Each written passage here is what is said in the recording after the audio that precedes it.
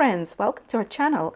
In this video I wanted to share with you our experience exploring Switzerland in winter. And disclaimer, we didn't go skiing, so this video might be useful for you, especially if you don't want to ski or if you don't like skiing at all. There are plenty of fun things to do in Switzerland besides skiing. We had 3 full days to spend in Switzerland, and we started our trip in Basel, where we landed and hired a car. We drove to Lausanne, then we visited a really lovely spa next to Lausanne, Les Bains de la Veille. We spent a night and a day in Zermatt, explored Lucerne, and also went sledging to Grindelwald before departing from Zurich. So without further ado, let's get started. Good morning from Lausanne. We just stayed here for a night at Moxie in the city center. It's like a nightlife area, so it gets a little bit loud at night. So if you're looking for a quiet place to stay, maybe it's not the best one. We did need to use earplugs, even though it was the 23rd of December and almost no one was partying. But the area around is pretty cool. It's pretty much the city center. Of course, right now everything is closed. Another reason why everything is closed is Sunday, and it's the 24th of December. Hopefully we will be able to find some bakeries, because we need to eat something before heading to our next location.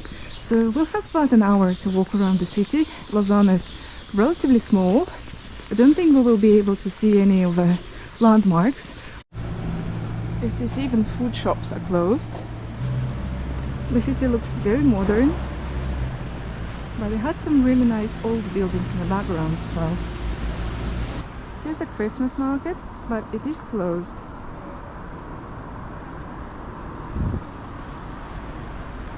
It would have been full of people yesterday. Here the city reminds me a little bit of Paris on the right side. Even though lots of, the majority of grocery shops are closed in Switzerland on Sundays, most bakeries are open. So it is possible to buy some breakfast basically on Sundays in the first half of the day. So that's how we got us some breakfast. Also, usually some restaurants and some coffee shops are open on Sundays, so we decided to grab some pastries from a bakery and coffee from a coffee shop, and in the meantime walk around the city a little bit. This part of the city center looks really lovely. Also, Lausanne is based on some hills, so you do need to do a little bit of climbing, and well, it's just a little bit of climbing. We were so lucky because it was really sunny and nice, and of course the city was so empty because it was quite early in the morning. So the city center is actually right there across the bridge, and we'll just get there in a second once we grab a coffee. Coffee. I should get the scalp.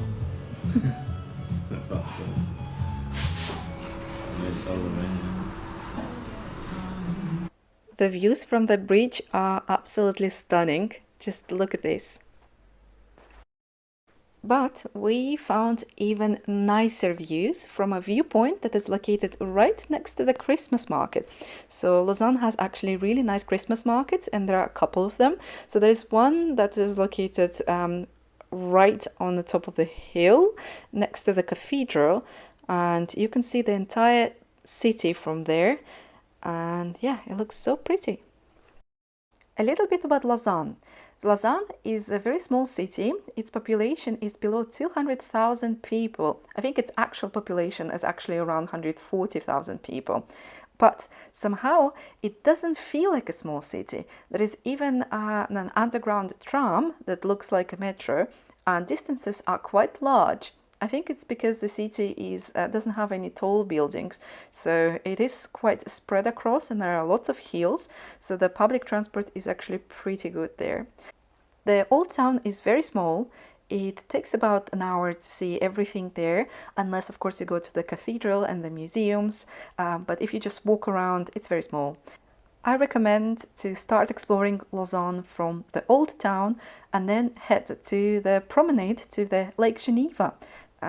We actually, to save time, We could have walked. I think it would have taken us around 45 minutes, but we decided to take the tram. The tram is free to use if you have the Lausanne transport pass, which you normally get if you stay overnight at one of the hotels in the city, or if you have Swiss travel pass. We had one, courtesy of Switzerland Tourism Board. Thank you so much for that. Basically, Switzerland travel pass gives you a free transport in pretty much entire Switzerland. Even some of the most signature trains like Glacier Express are included in the price. And some of the trains that are not included, you can get for 50% off.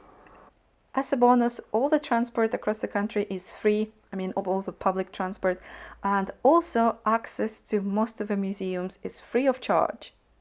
It was such a pity we couldn't go to the Olympic Museum, which is a really famous museum in Lausanne, but unfortunately we didn't have enough time.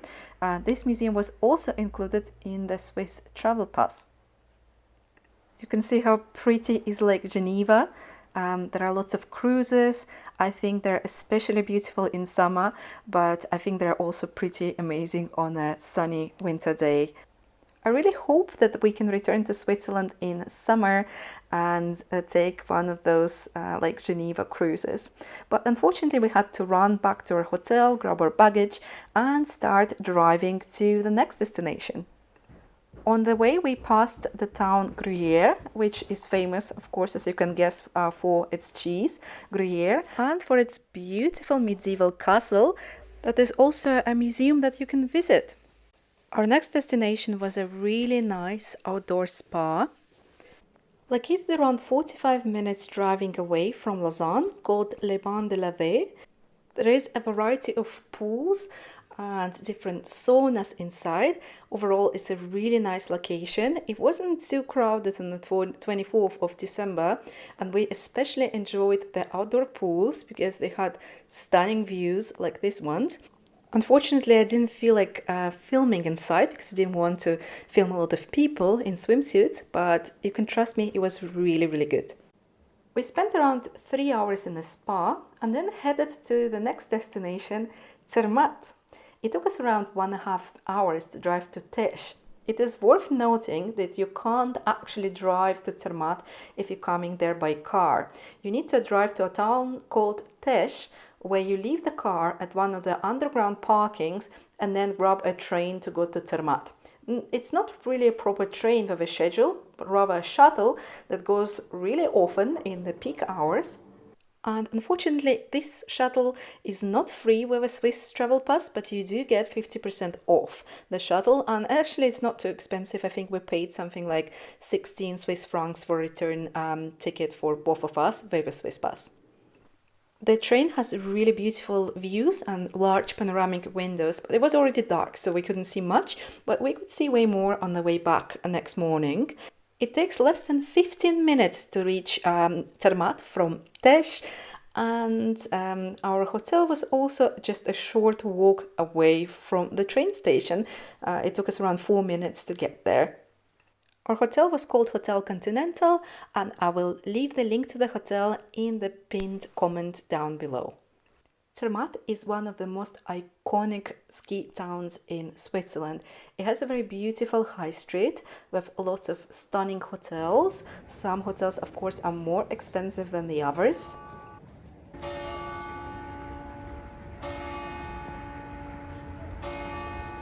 There are also, of course, plenty of shops selling different accessories for skiing, ski gear, and of course luxury ski clothes and après-ski clothes. There are brands like Loro Piana, and there are also plenty kind of more affordable brands. Overall, from kind of looking at the prices, I have realized that actually buying ski clothes outside Switzerland is a little bit cheaper, or maybe it's just outside Zermatt because the prices in Zermatt were really, really high. At the end of the day, we also went to eat fondue in a place called the Cheese Factory. It was the best fondue in my life. And after the fondue, we climbed to the panoramic spot to see one of the most beautiful panoramas of Zermatt. Good morning. It's currently pretty early. It's 8 a.m. The sunrise just happened. Yes, you can see it's pretty busy. There are plenty of tiny taxis.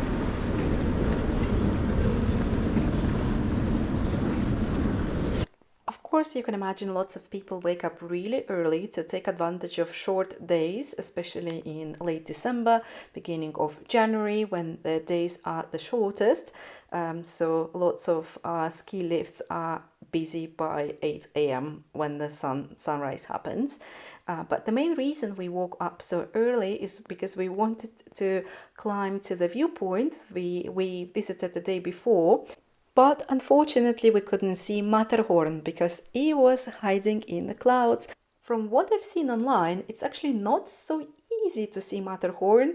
It's not guaranteed that you will see it, even if you come to Zermatt for a week. So we were unbelievably lucky when we woke up and saw it was so sunny and the visibility was at its maximum.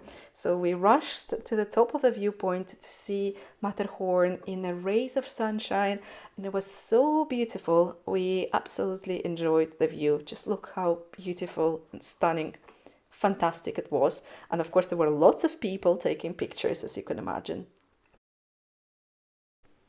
It takes around 15, maybe 20 minutes to get to the viewpoint, and it takes much faster to go down. But we got back to the village around 9 a.m. and so there were significantly more people preparing to ski in the mountains on such a nice and sunny day. But for us, it was time to finish packing, grab our bags, and go to the train station to grab a shuttle back to Tesh. Having visited Zermatt in winter, I now really want to go back in summer and go hiking and also visit the Gornergradbahn, one of the top attractions in Zermatt. This time in the shuttle we could actually see something because it wasn't dark, and of course the views were really, really pretty. We had a really long drive ahead of us because Zermatt is located in the southwest of Switzerland and we were going all the way to the middle of the country, to Lucerne. It took us around 3.5 hours, which is a lot of time for a relatively small country. But of course, Switzerland has a lot of mountains, so sometimes to reach certain destinations you need to take lots of swirly roads, tunnels, and in our case we even had to take a car transporter train.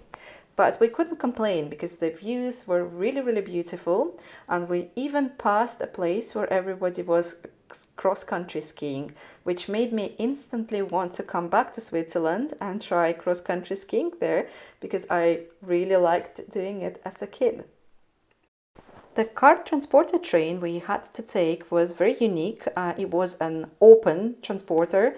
It was going through the Furka Pass that closes in winter. I think it's only open in the summer month because it passes really high mountains. So the car transporter train takes about 20 minutes. It's pretty pricey. I think it was something like 34 or 36 Swiss francs. And it was definitely a very unique experience. The train usually goes either every half an hour, sometimes every hour, depending on the day. We were lucky because on the day when we were traveling it was going every half an hour, but we were unlucky because we arrived just about 2 minutes later for the train, so we had to wait for 28 minutes for the next train in the end. But the rest of the journey was really, really smooth and we were in Lucerne in no time.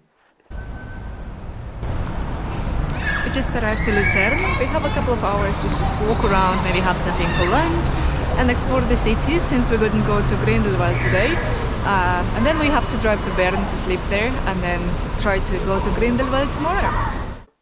Lucerne is such a tiny city. Its population doesn't exceed 100,000 people. I think to be precise, the population is around 82,000 people. Yet it's actually world famous and it's one of the most beautiful and iconic cities in Switzerland. It's famous because of its water tower and its stunning medieval chapel bridge across the river Reuss. Because of its unique architecture, it's also a UNESCO heritage site. The bridge is free to visit, you can just enter it and cross the river, and in the meantime, of course, enjoy the beautiful views you can see from there. Overall, Lucerne has such a nice, relaxed atmosphere. There are plenty of restaurants located on the embankment.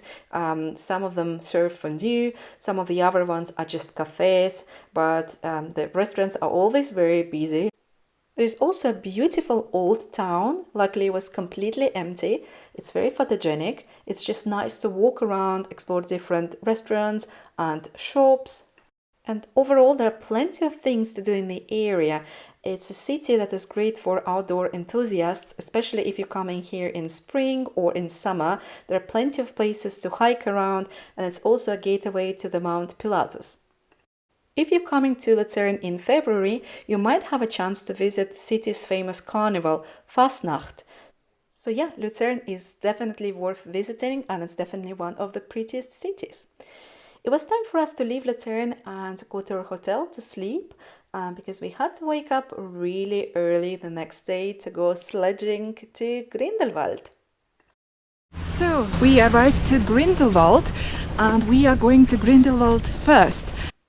I have a whole separate video about sledging in Switzerland on this channel, so you can find it in case you're really interested in all the details about sledging. So I'll be just really brief here and feature some of the most important moments only.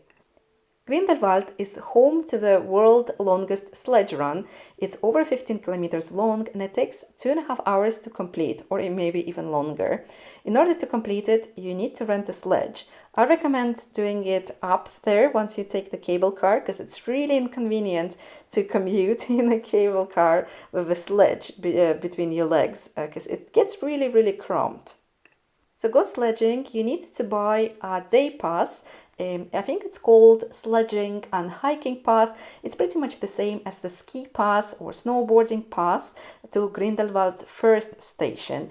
And then basically once you have the sledge there, you can go and take one of the many routes that are available there. We actually collaborated with the Grindelwald First Tourism Board, so they provided us with the sledge passes so we could try out the longest sledge run in the world and review it. But before sledging, we decided to try out a very exciting attraction located up in the Grindelwald First Station. Walking here to the first cliff walk. One of the things you can do is a cliff walk. From there you can see really beautiful views.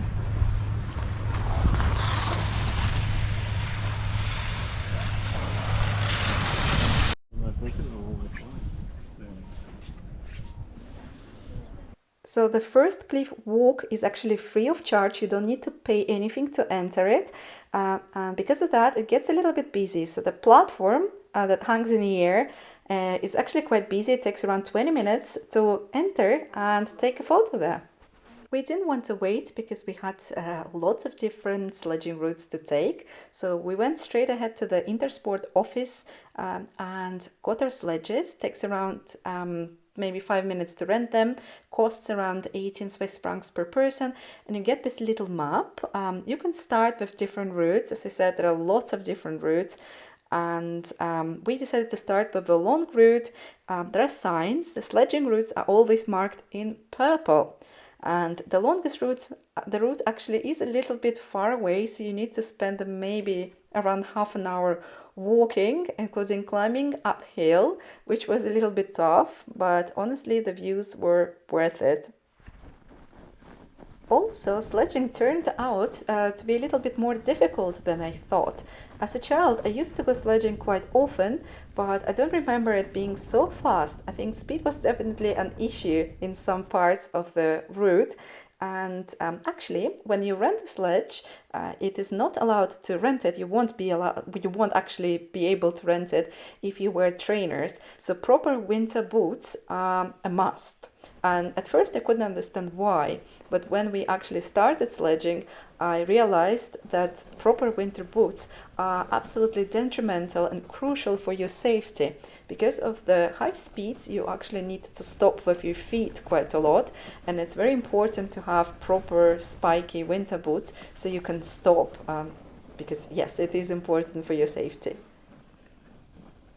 Unfortunately, due to the fact that we were visiting Grindelwald in the end of December and there wasn't that much snow on the lower levels, we couldn't do the longest sledge run in the world because a piece from Busalp to Boort was and all the way to Grindelwald was actually closed, so we could do only a part of the route. So we finished a bit earlier and then took the cable car up to Grindelwald first again, and then decided to take another route, the one that didn't require any walking, and that part of the route was actually much busier, and I thought it was a bit more dangerous because it was just more crowded and you had to dodge and avoid people all the time.